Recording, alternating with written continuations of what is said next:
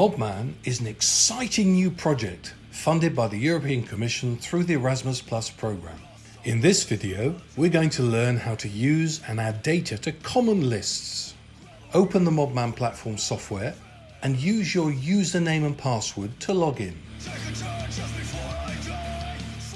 There are 11 common lists: accommodation type, compulsory job equipment, contact type, country, examination centre, expenditure, job description, job title, language, receipt and sector.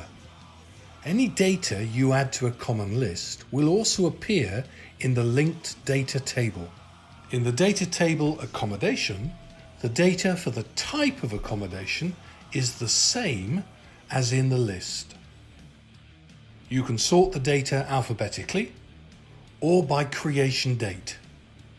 Just click on the header of the chosen common.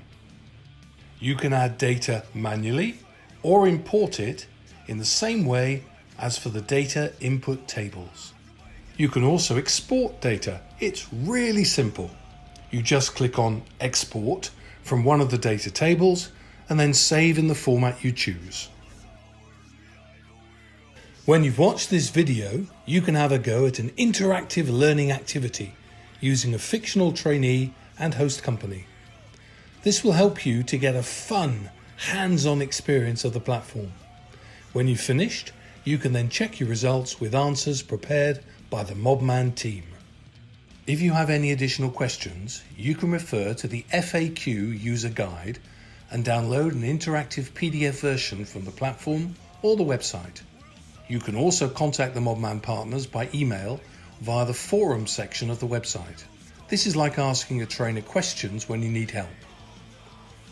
To use the platform, you just need to go to the MobMan website, register, and then download the software. Simple. All individuals and organizations that use the MobMan platform need to set up a clear policy for data protection in line with the requirements of GDPR.